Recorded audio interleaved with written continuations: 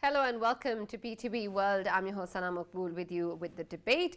We're going to be taking a look at some of the important stories today. The first is, of course, in reference to what has happened with regards to the PTI's long march that has been something that has been much talked about for quite some time. But what is now being talked about is the announcement that has been made by the PTI chairman with regards to the dissolution of assemblies, firstly in KP and Punjab, and then perhaps also from the seats in Sindh and Balochistan.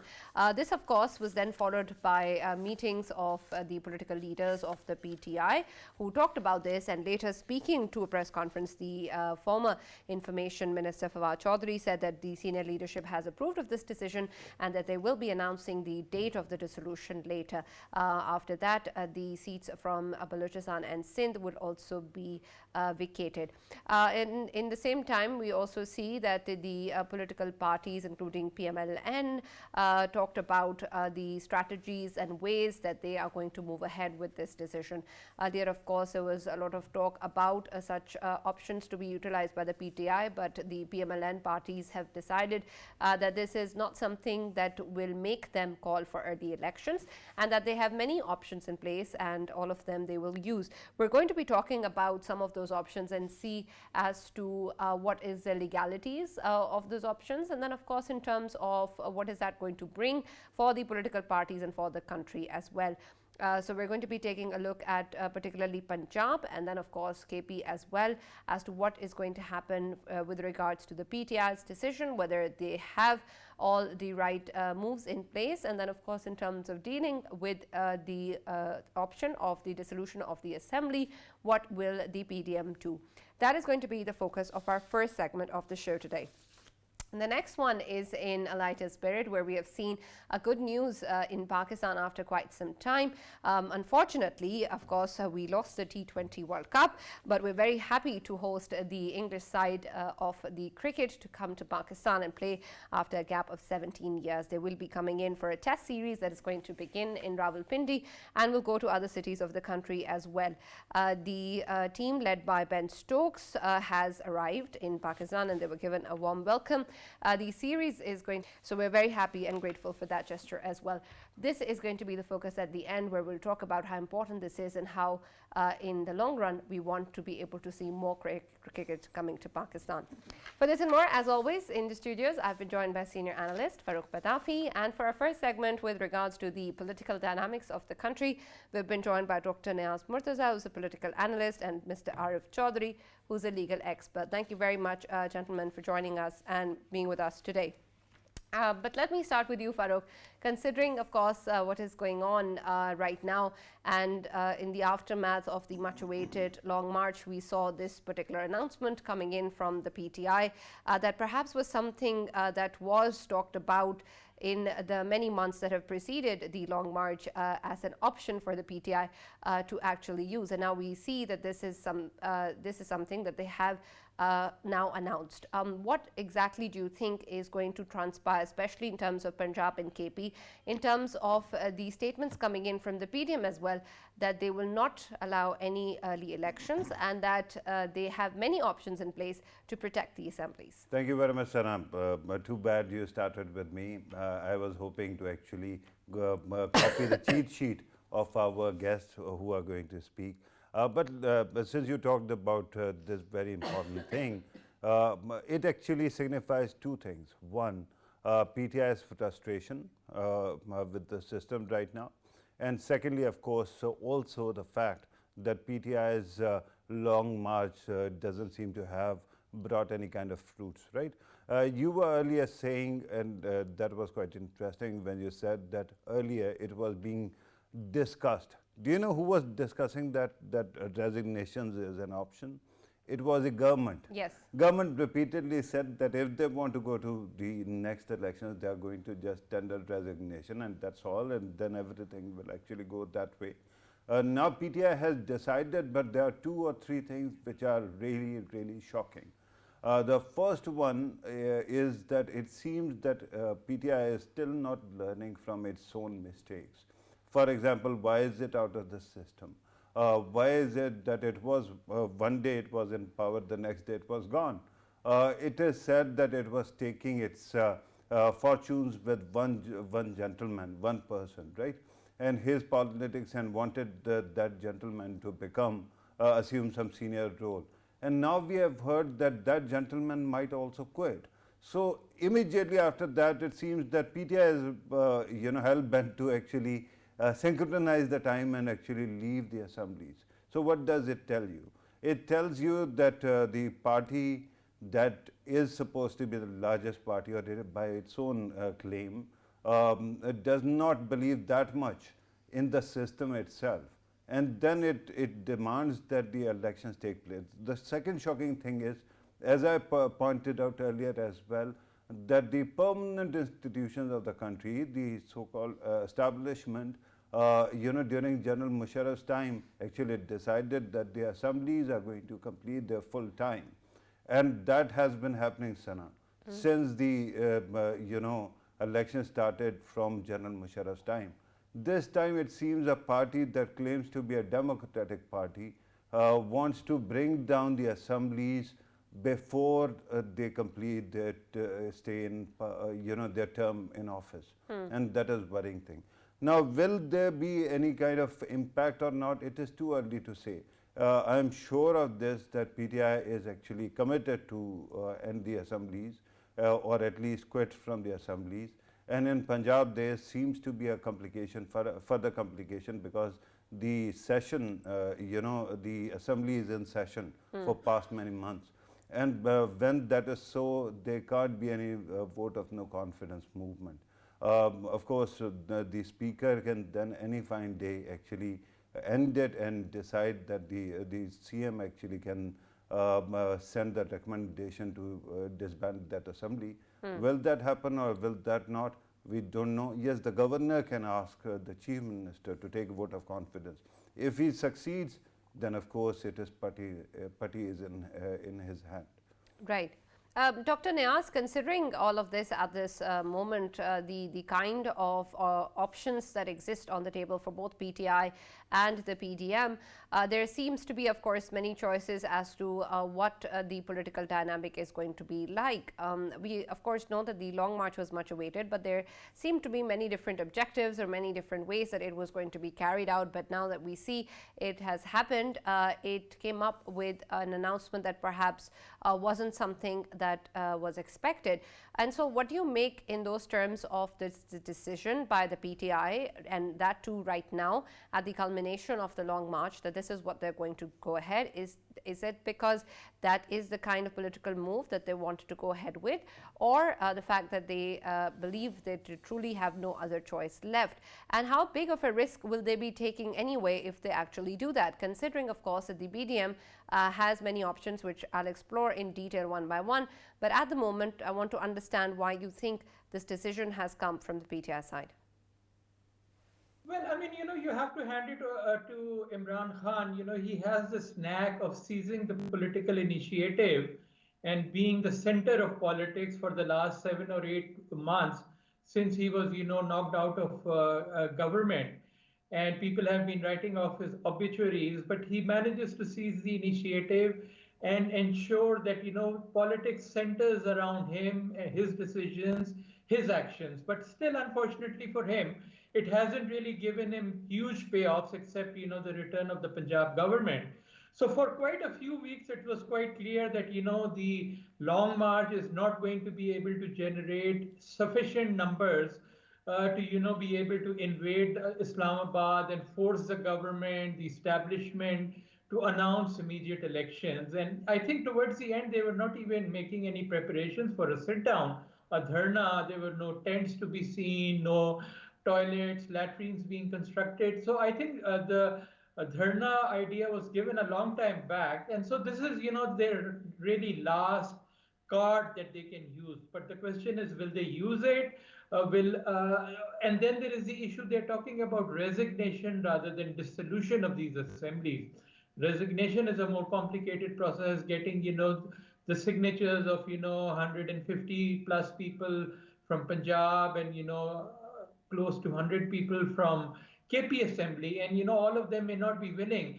But the easier route would be to have the chief ministers, just dissolve the assemblies, which they have the power, but then it's not clear whether, Pervez Elahi would be willing to do that, because then he lose the chief ministership, and there's little chance that if there are immediate elections and if PTI wins them, I don't think they'll make Pervez Elahi the chief minister if they get a large majority. And if Pervez Elahi doesn't dissolve the assembly, then it doesn't make sense to dissolve the KP assembly, because then it will be left, PTI will be left with nothing. So it's a game of, chess, game of nerves, and, it's still not clear whether the PTI is going to go ahead with with these threats. Right, absolutely. Mr. Arif, of course, that remains to be seen whether the PTI goes ahead with it or not. But in terms of the options that exist for the PDM to face these resignations, we keep on hearing statements coming in that they have multiple options and that they will be exploring each one. And of course, there is the options of the vote of no confidence, but there are many others that they keep pointing at. What really are the options that exist for the PDM, and at what in what capacity or in what scenario will they actually play out? And Arif Chaudhry Sahab, could you also explain to our viewers how does, in terms of legal terms or constitutional terms, this plays out? Does a designation of 567 members automatically constitute some kind of dissolution of the assemblies in contention or not? Thank you very much, both of you. As far as resignations are concerned, I don't think that, any number of resignations can automatically dissolve the assembly. It can never be, culminating into dissolution of assembly. Assemblies can be dissolved only through the advice of the chief minister to the governor for dissolution of assembly. And after that, when governor, and naturally, they have forgotten this fact, PTI, I sometimes really wonder. The same option which they have been using through their governor are the option they use sometimes through president. Same is going to be repeated by the PDM, because if they, he sends an advice for dissolution of assembly, who is there? The governors appointed by PDM. They are not going to accept it. They can take it, as many days as they can, and naturally, 25 days, in two, steps. So I don't think it's going to be, an easy job. And moreover, if there is a vote of no confidence against the chief minister, he cannot dissolve the assembly, and that's the option which PDM has, and they have to naturally use that. They will put that, because they require only 20% of the vote, the MPAs to exercise this option. So they can do it, and they won't be able to dissolve the assembly as far as Punjab is assembly. As far as KPK is concerned, I think there are chances that the assembly may be dissolved. Another option which they are thinking is that of resignations. As far as the resignations are concerned, same thing happens, with the, because there are two forums which are quite opponent to the, any idea given by, its real shape by PTI. And those are Election Commission and the governors. They are going to put as many hurdles as they can on their way. There are so many impediments, because they will call those, according to law, they are supposed to listen and give a chance to the member concerned, and then, pass an order of resignation or a vacancy of the seat. And prior to that, they have to give a notice and then give a chance of hearing to the gentleman who wants, MPA, who wants to resign.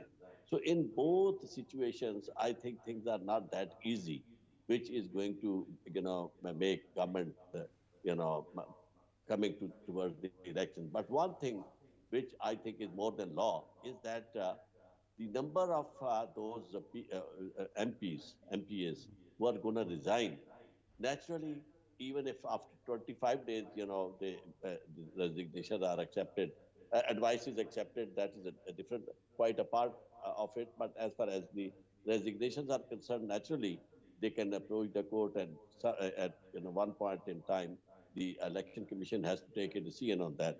And if it happens, calling for the elections, that is mandatory within 60 days, and holding election for by-election for quite little period, maybe 3 or 4 months will be left after that process is completed. Once you hold the election by elections, and then people are elected for the assembly, and after that election and their declaration and their notifications, only 3 or 4 months will be left.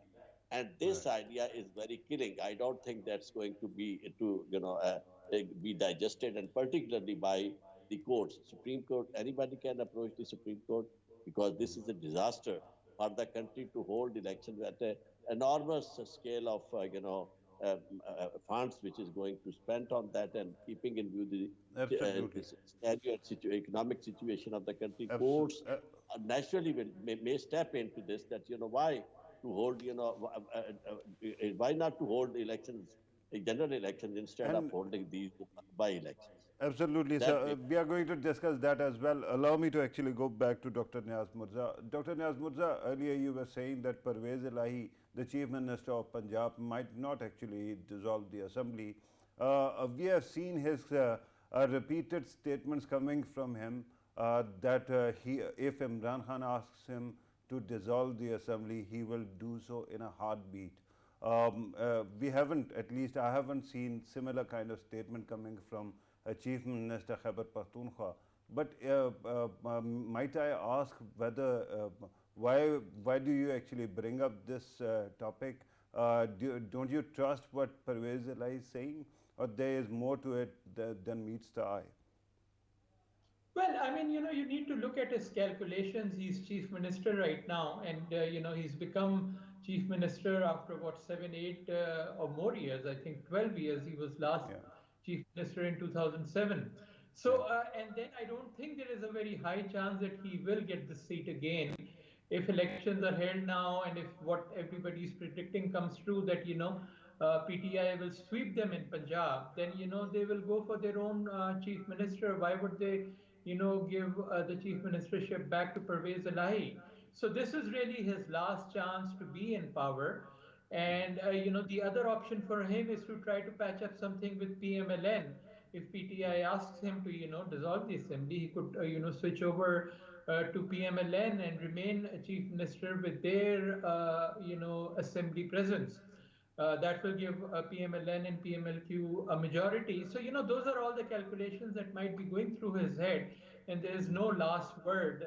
They were supposed to, go into an alliance back in March and April, but then, there was a last minute change. So a last minute change could happen here. And if Pervez Elahi is not going to dissolve the Punjab Assembly, it just doesn't make sense for PTI to go ahead and, dissolve the KP Assembly alone, because then the KP Assembly elections could be held, and then PTI will be back to square one. So it's Do you a think fairly that will happen? Do you think that PTI in Khyber Pakhtunkhwa might go for dissolution of assembly? not alone. I think it will only be if Punjab is also getting dissolved. Otherwise, KP alone will not put enough pressure for a nationwide early election schedule. So Right. in terms of what options the government has, the government could do a vote of confidence in Punjab. But the problem is that there is an assembly session going on endlessly for the last several months. And my understanding is that a vote of no confidence cannot be submitted while an assembly session is going on.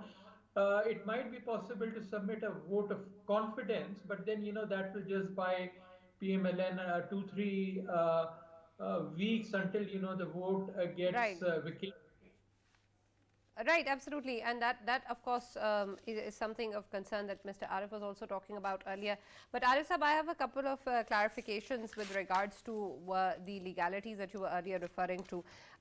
One, of course, when you talked about the dissolution of the assemblies, and of course the fact that the elections need to be called in 60 days, and the kind of distinctions you were making with regards to resignations and dissolution, I want to understand whether the resignations in itself will also pave the way for any sort of elections to be held. And then also in terms of the analysis that you have made, that it will be difficult for the PTI to go ahead with this particular decision. What exactly do you think think will be the possibility for them to actually succeed through this, since of course they're risking a lot for this particular decision. So there must be something that they are counting on.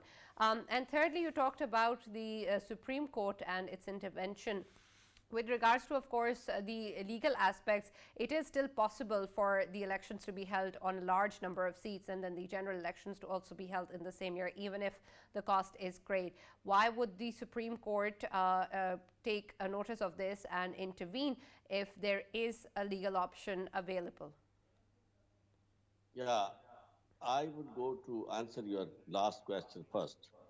As far as, the option of Supreme Court's intervention I talked about. The reason is that Supreme Court intervenes only on two occasions, and that is what it is written in the Constitution, Article 187.3, 184.3. The option is that, first of all, the requirement is that the matter should be that of public importance, it should be in public interest, and it should be matter of fundamental rights.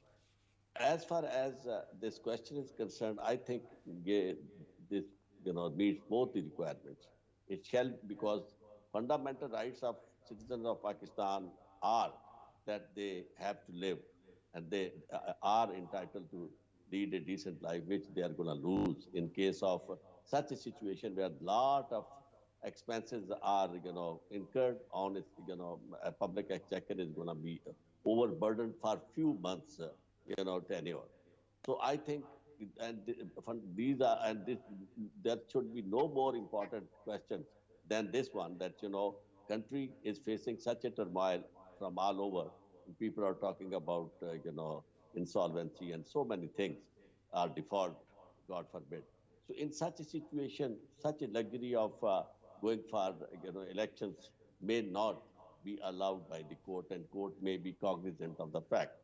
And one thing which, goes against the Election Commission, and that may also be taken into account by the Supreme Court, that at one point in time, when Supreme Court really had in mind to hold, the early elections, Election Commission said that, it's not possible because we are still we have to go for census. And at the point in time, they were not ready for general elections. Or now, on every moment, they are ready by elections, and even at such an enormous number of vacancies, they are ready to hold the elections. That is the precisely my mind boggles, and I think that may be a case in hand, and the Supreme Court may take into cognizance all these facts and may ask to come to a census to reason, and reason Right. is that a reasonable side. As far as the options of the PTI are concerned, I would agree with Dr. Musla that, this is the situation where PTI is in a, deep sea, devil and the deep sea. At one, they say that, they really want elections before time. But the cost they are going to put, every time they have to change their stance. Because firstly, they wanted to pressurize the government, through mob intervention and demonstrations and sit in capital, but finally they decided not to go for this option. Sometime we must give benefit of doubt, and we should, instead of taking it as at a very face value that it was their defeat. I don't think so. It might be another scenario where we can think that PTI chairman, keeping in view the situation that if we go and for a sit-in, in capital. And Right, we go absolutely. For And Arisa, we'll talk more about that, but we'll take a a short break here, and perhaps you can address the third question later.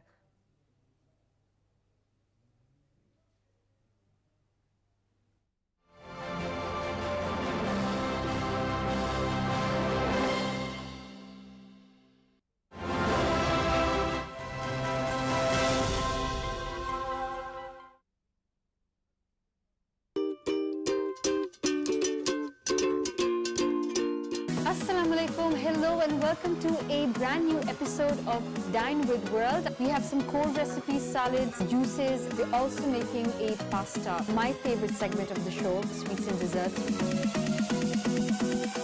3 teaspoons of mojito syrup, ice cubes, lemons, Very nice. Red vinegar. Good. This is really nice. This is our beetroot salad, which is ready to be served. You can make, I think, hundreds of sauces. Yum, yum, yum. Scallops, mussels. I love this about Thai food. Red chilies and everything. You don't want it to burn. Done. Wow. Just like the name is very explicit, so seafood lovers don't really care what expression the fish is giving. So we've also added Yeah, chicken even wings. in naturalized.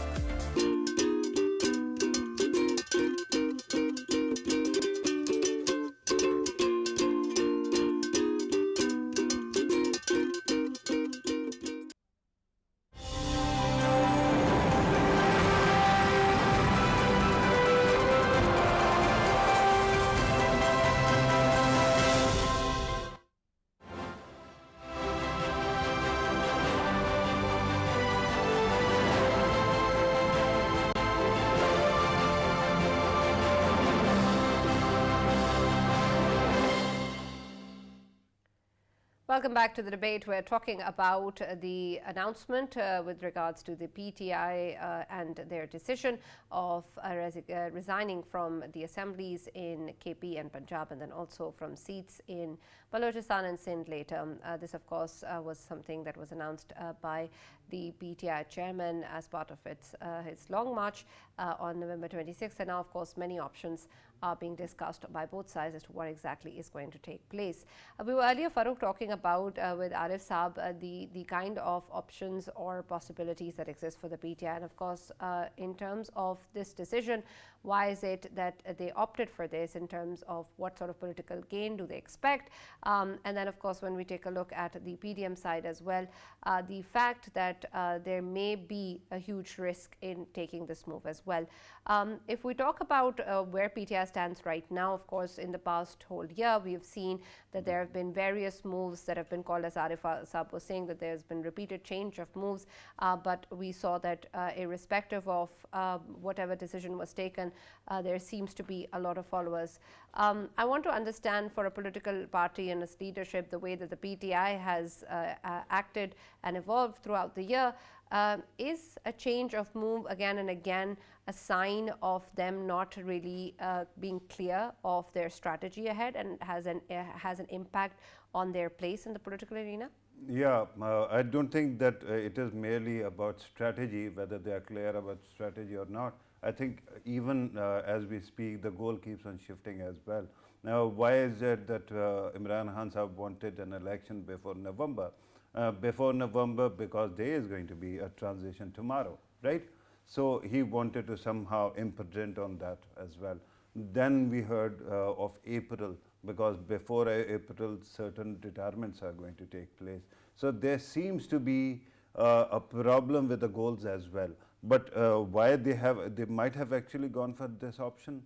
There are two interpretations. One I actually earlier mentioned, some kind of alpha and beta behavior. Usually when you talk about wolf packs, you know, one alpha, whatever it does, the rest of them also do the same thing. So if there is going to be somebody outside who is going to resign, and then they decide to resign as well, in my mind, it will play out like that. But on the other side, there is this impression among PTI supporters that PTI is very popular right now, and it is going to actually carry the day. It is going to perhaps get 2/3 majority. Now, there is a problem with this assumption. Last we checked the popularity of PTI, it was during the by-elections, and in by-elections we saw 2 or 3 problems, right? A, on every seat Imran Khan Sahab himself was fighting. That won't happen in the national election, right? A general election. They will have to actually go for the individual candidates. And when that happens, we don't know how that is going to translate. The second thing is, in Pakistan, even a pollster, a head of a pollster company is writing. Today was a column by Bilal Gilani, who heads a similar kind of poll organization.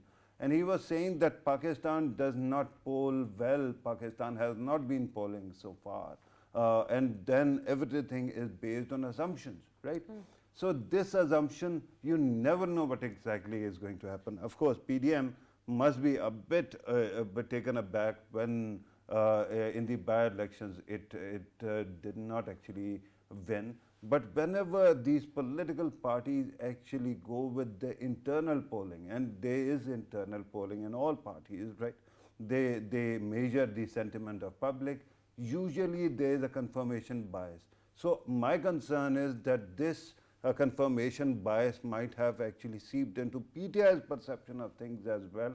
I think that there is, the surge that was there was 33%, and it can be very easily removed because before, PTI lost the government, it was losing all the by-elections. And there is one party which is waiting in the wings, and I'm not talking about PMLN, one party that can pick up pieces because it is really in perfect shape at this moment, and that is People's Party. People's Party is still waiting to see how PTI starts to fail, and they can collect all the electables at will. So at this moment, PTI should know that it can, there's only one thing in its hand, it can quit when it wants. But when it comes back to the parliament, when it comes back to power, might not be in their hand. Right. Dr. Niaz, of course, earlier we were talking about the possibility of PTI sweeping in Punjab and other areas as well. But there's, of course, a lot of uncertainty in terms of what exactly is going to happen and how that pans out and when exactly that is going to take place. But of course, considering all the major political parties and the way that they are evolving right now, considering, of course, these plans and moves of the PTI, what aspects do you think need to be looked out by the government and the PPP right now in terms of how they would like to proceed further, both with regards to these particular provinces and then, of course, the later decisions that the PTI has claimed will be coming in from Sindh and Balochistan as well?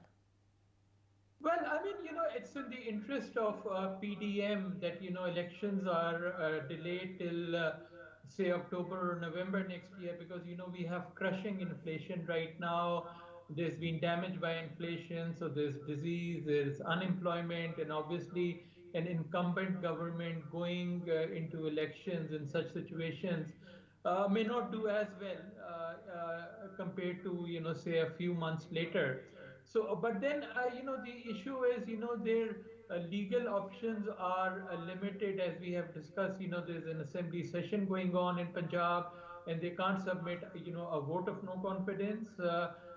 And perhaps even a vote of confidence demand on PTI.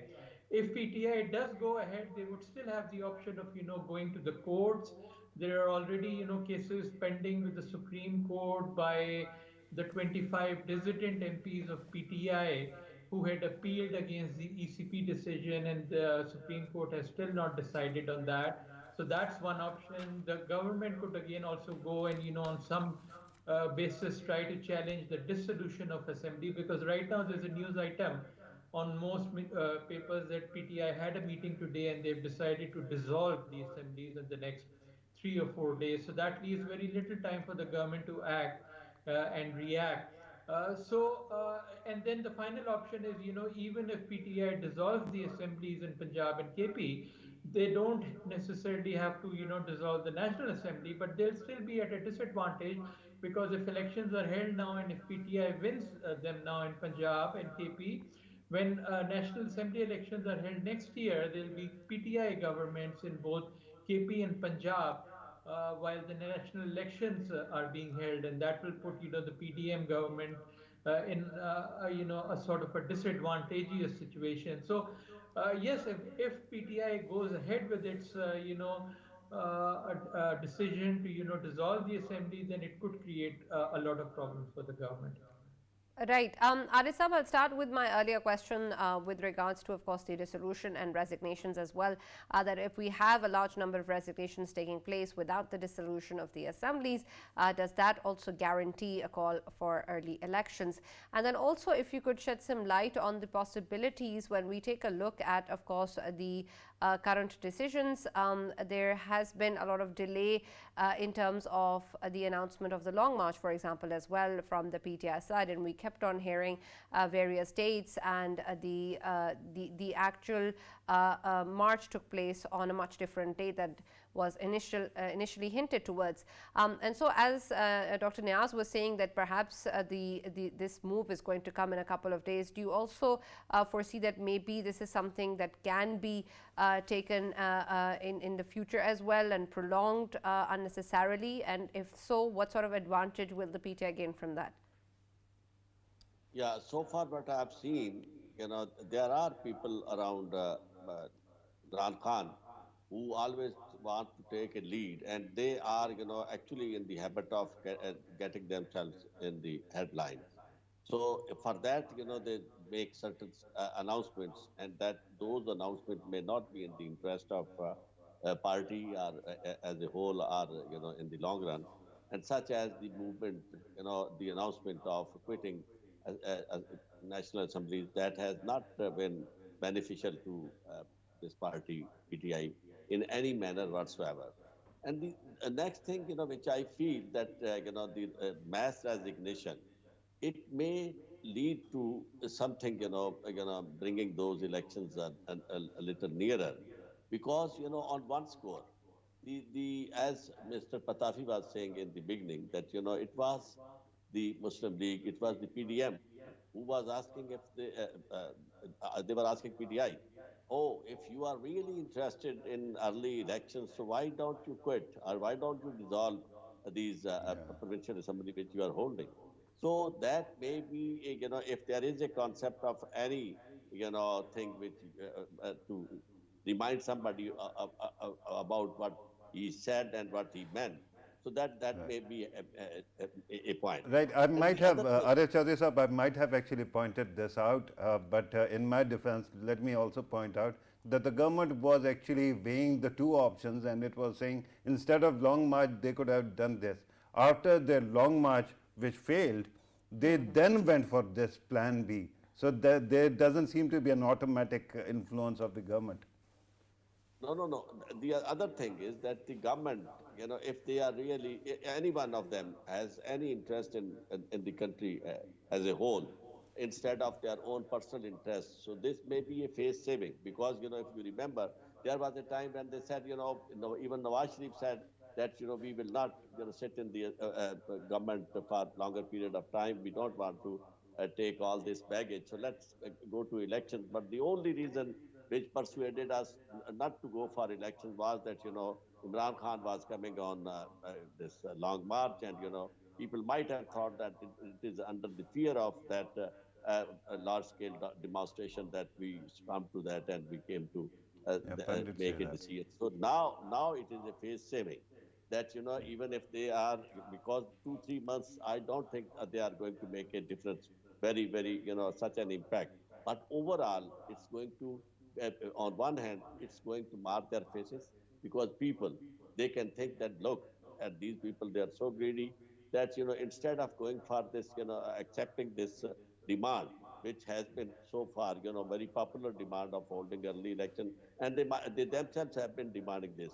Now, for their ulterior motives and for their personal gains, they want to drag this, and they want to, put country in such a situation, more anarchy, more, uncertainty, and more cumbersome time for the country. That may be one reason, which their sense prevails, and they might think that, instead of only 3 or 4 months would be available for them, Right. if Arif by Chaudhry Sahab, I have even, one more question for you regarding your yeah. Supreme Court option that you were mentioning earlier, that there is a ground for suo motu by the Supreme Court as well.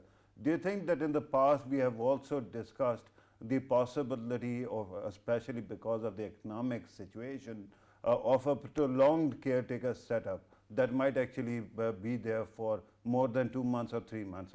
If I recollect correctly, it was you, sir, who actually brought this up.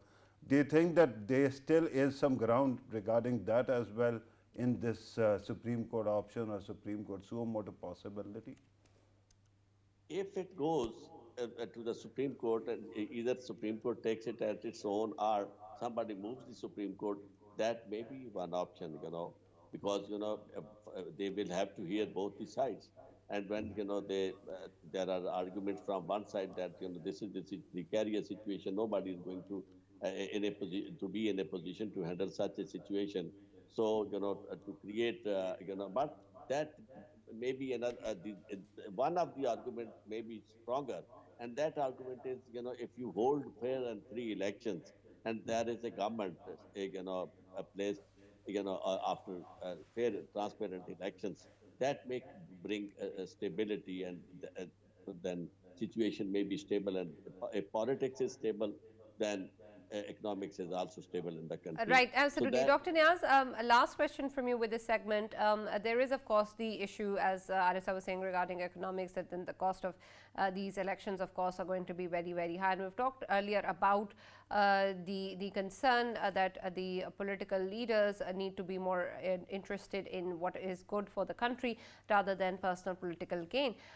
In those terms, is there any aspect of this particular decision that accounts for that sort of responsibility as well, in terms of the kind of cost that the country will have to bear? Is this something that is expected of the political leadership, and also in any way ensured that we are not moving towards the dissolution of assemblies or mass resignations just for the sake of it, because you want a change in command?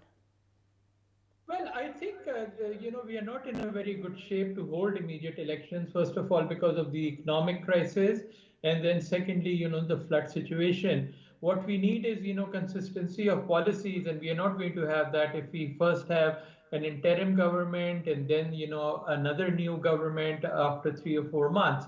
That is going to, create a lot of economic uncertainty, and that would mean that, donors, multilateral donors, etc., would not be willing to, extend loans to Pakistan and so on, maybe not even rollover loans. So that will create problems. And then, there's the fact that, you have to focus on floods. So, the interim government will take some time to settle down and so on. It has limited mandate. So clearly, we are not in a very good shape to hold immediate elections. But then, that doesn't seem to bother PTI. It's just going by the fact that, it's very popular right now in its own perceptions. But as we've discussed, that remains to be found out once we hold elections, whether, the by-election trends extend to general elections, because general elections are very different. You're holding elections for... My question was more in terms of what grounds do political leaders, what grounds can they opt this on? Because when they make such a decision, there must be some grounds that they need to provide. And I understand that the PTI chairman can perhaps provide plenty, but in terms of the kind of cost that the country is going to incur, is there any way to ensure that political leaders are accountable when they make such big decisions? And very quickly, sir, can I also add to this question regarding what you actually just said, economic situation and floods? IMF seems to be demanding a comprehensive recovery plan of flood victims as well. Do you think that if there is going to be an election in a couple of months, it will not affect those negotiations at all? Oh, yes, I think they will affect, There's not just the IMF negotiations, there's negotiations going on with the World Bank, with the Asian Development Bank, with some of our friendly allies. So, all of them are going to get affected if, there is a dissolution of all assemblies, especially the National Assembly. So it's clearly not in Pakistan's interest. And in terms of accountability, well, you'll have elections. So obviously, the PDM would be able to, raise these issues, but then it will be up to the people to, decide and see how, they view the decision by the PTI to, go for elections. So it's clearly, a very unclear situation. And it's looking more and more like that PTI will go ahead with its decision to dissolve the assemblies within probably a week. And, if the government has to, scamper and do something, it just has, 2 or 3 weeks to do whatever it wants to do, pose a legal challenge, try to have negotiations with PTI or Chaudhry Pervez Alai, or try to, file a vote of confidence motion or a vote of no confidence motion.